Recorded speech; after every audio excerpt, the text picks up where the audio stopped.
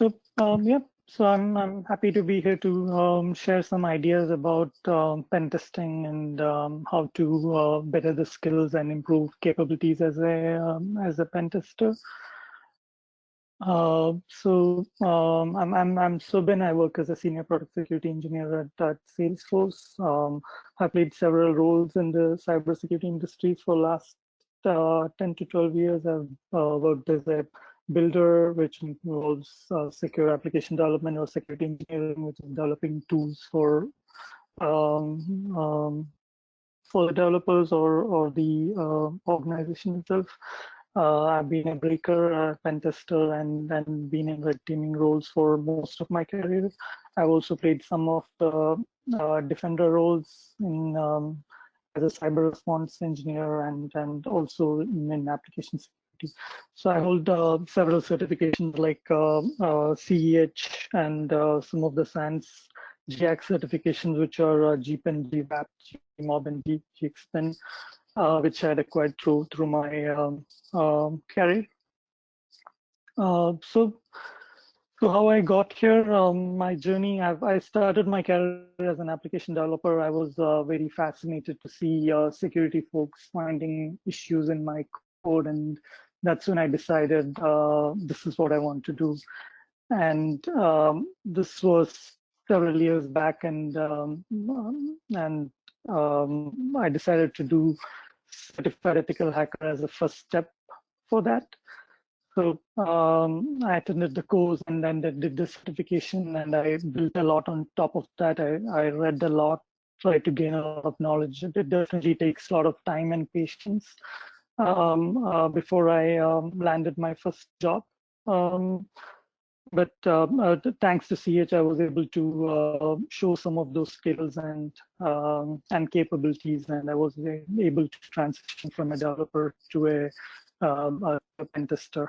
So that was a huge breakthrough in my career. And so after that, I moved into consulting, and I was traveling all over the country doing pen testing for different organizations. It was very interesting because every week or every month you would see new applications, new challenges, new systems. I learned a lot during my consulting career.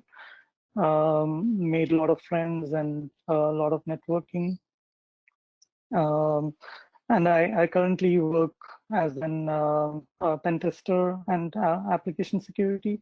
The reason application security I came into application security was there was a huge need in the industry to shift left, meaning when we typically do pen testing, we generally do it towards the end of the development life cycle before it gets deployed to production, which is definitely too late. Because if there are some major issues which would need to rewrite the whole architecture, it would be very expensive.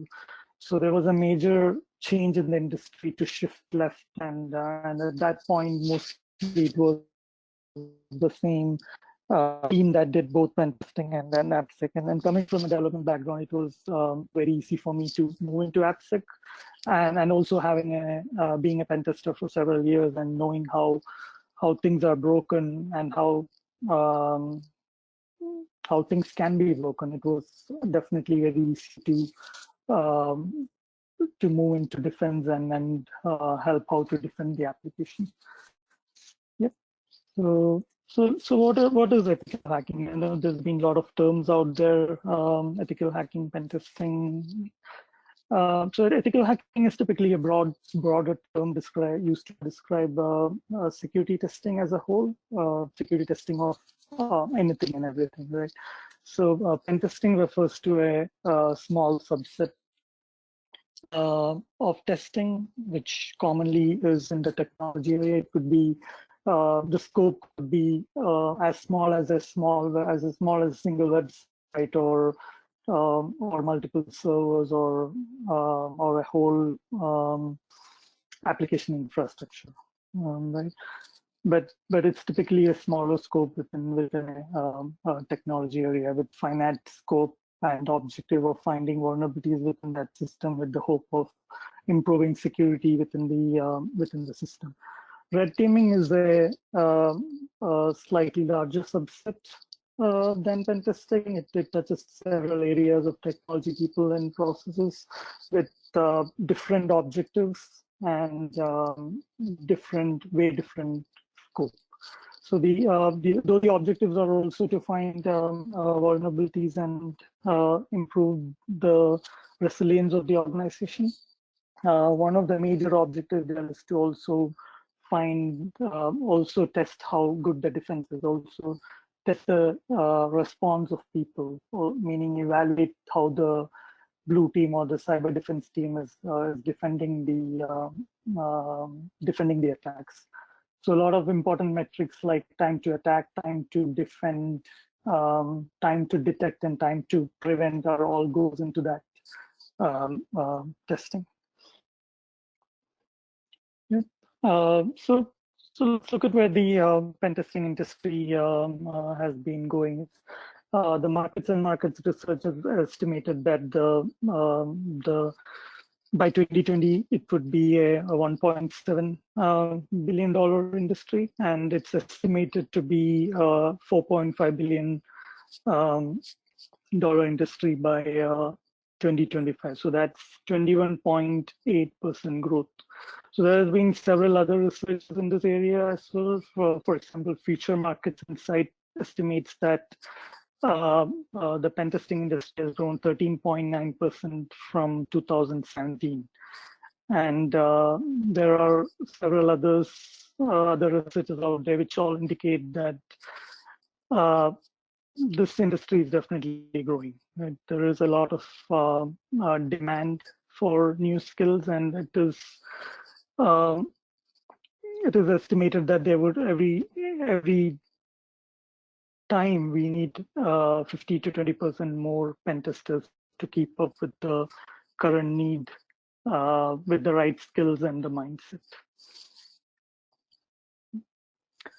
So, what is pen testing and what it generally entails, right? So it's not all fun and easy all the time. It's a lot of work. Sometimes it feels like banging your head on the wall to find an issue. Sometimes it takes several days to find some issue, only to realize that there was an easy break-in. And it feels like you've been trying to break a lock for several days and to get inside a room, and only to figure out that the key was left and key was there under the mat. So there has been scenarios like that. So it's a whole emotional roller coaster.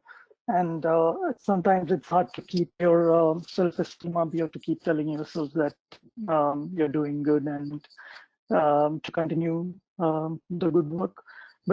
But it's definitely rewarding. And don't get me wrong. I mean, it's definitely fun, and it's a lot rewarding. It's very intellectually rewarding and mentally rewarding when you find issues. But it definitely involves a lot of work and effort to get to that state. So developing a hacker mindset is important. It's important to think like an attacker and think of how you could abuse systems.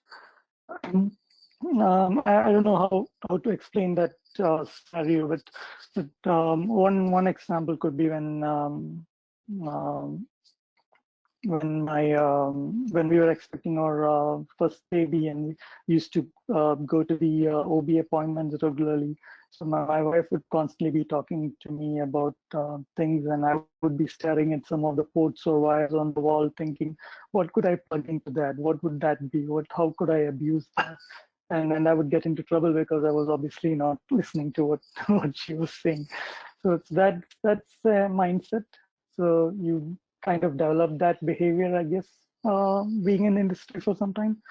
One other important thing to notice is about permission, even if it is within your organization or you're doing it for a friend. Always make sure that you have a written permission to do it. I mean, if you don't have, you're not just betting your earnings or savings or your car or your house, you could get into a lot of legal trouble and may even have to go to jail. So it's a serious thing. So So always make sure you have the right permissions to do what you're doing in pen testing. And most pen testing always have a strict defined scope. Scope is much more relaxed in red teaming, but pen testings have more strict scope. Like you won't be able to do this, you won't be able to do that. So always try to be in scope. You don't want to be in scenarios where you're scanning a website and because of some links present on that website, you end up scanning another third-party website which you're not supposed to scan or which you're not supposed to test, which again gets into legal ramifications and problems, right? And writing is an important skill. Always write awesome reports for the audience so that they are able to understand. There may be times where you need to be more technical. There may be times where you need to be more of high level for the managers and executives. But a report describes what you have done, how much value you have you're providing. So definitely do a good report. So these are some of my from my experience, how what I think would help you excel as a pen tester. So don't just scan some sites with Nexus or Nexpose and then throw out the report as a finding. That's just vulnerability analysis. That's not pen testing.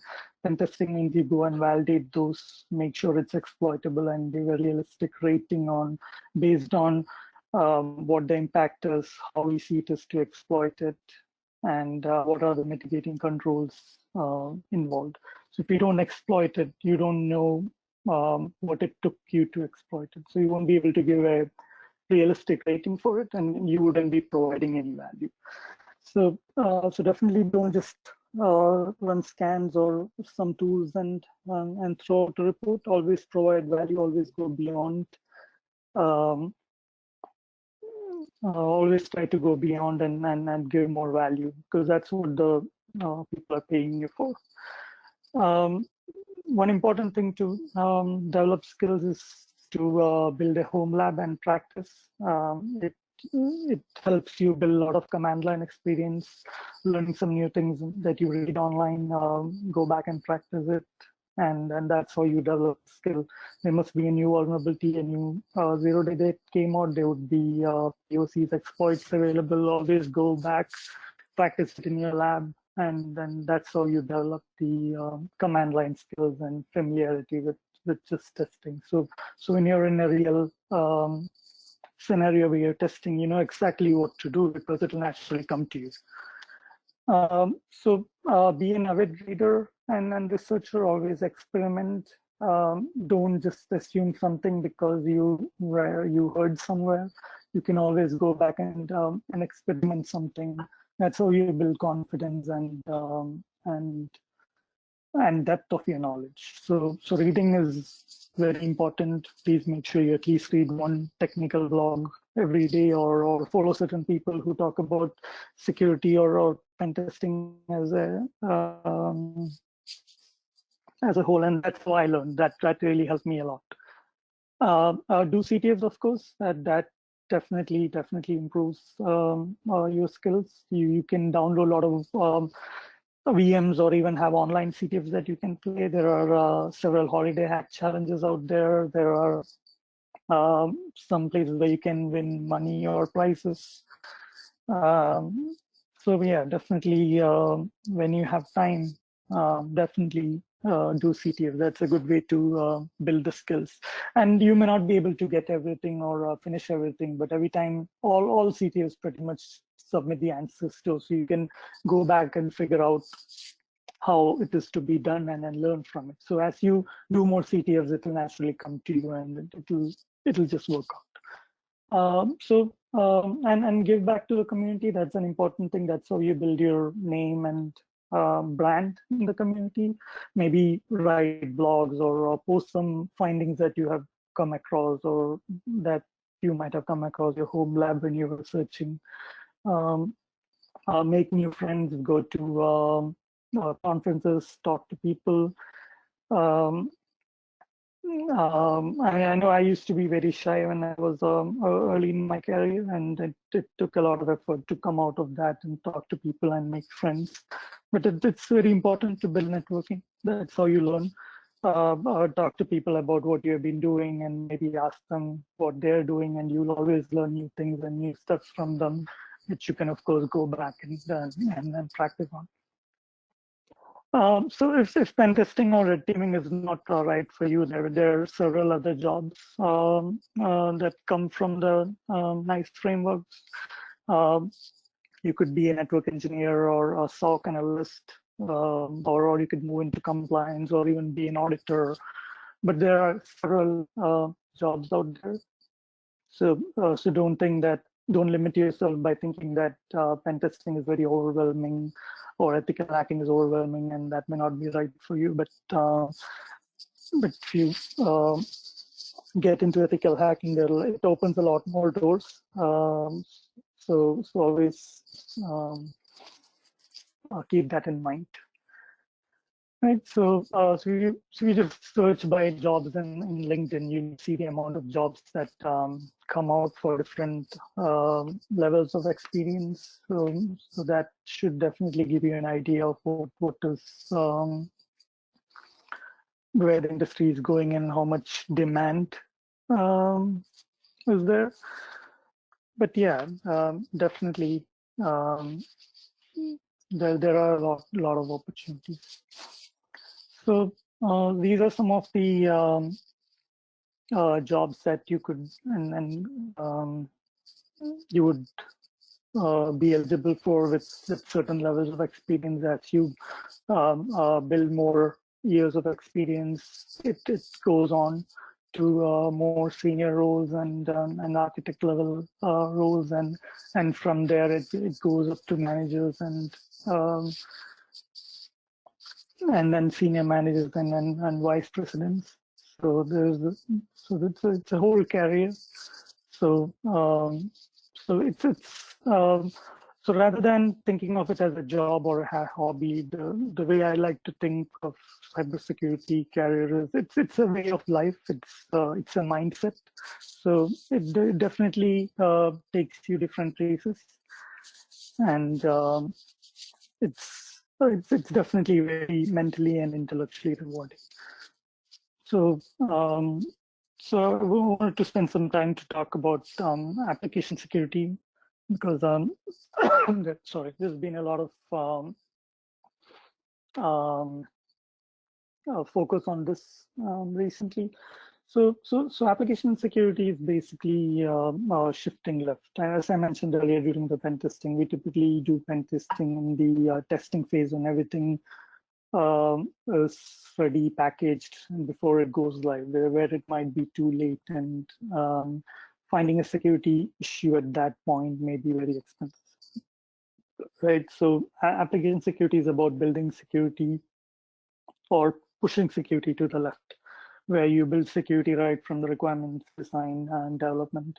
So it involves working closely with the developer, going to their Scrum grooming sessions, doing the threat modeling, reviewing their wireframes, and providing security guidance right from there. So you could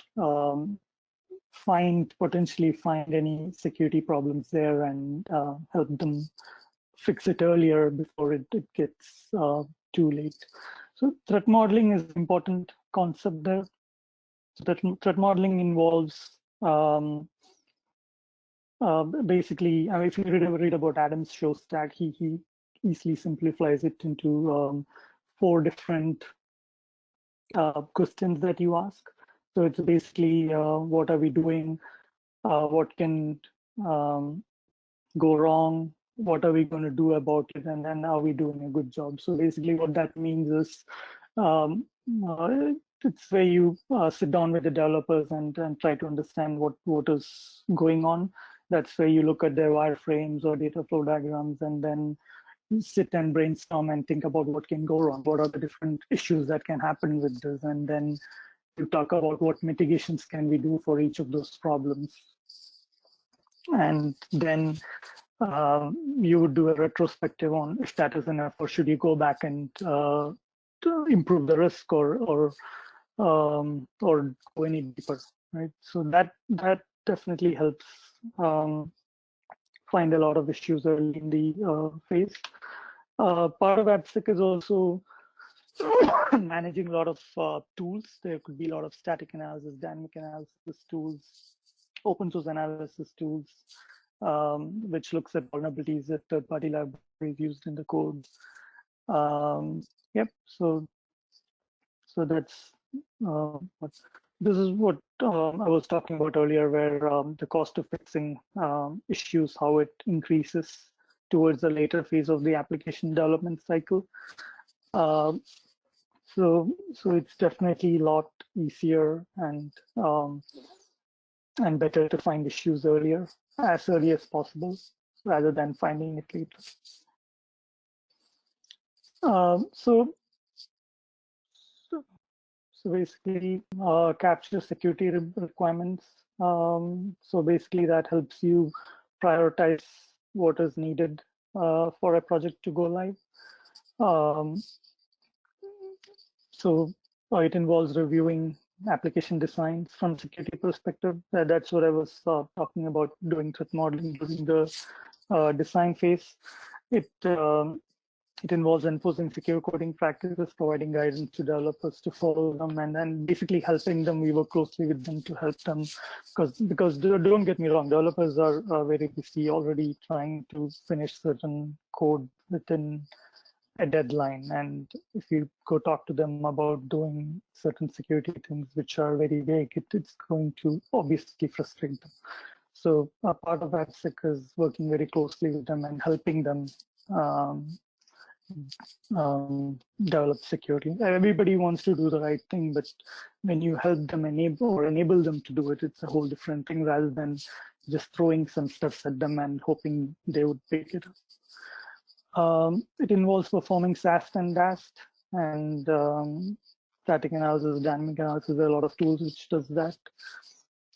And also reviewing application configurations and settings, deployment settings before the application is deployed, and also pen testing.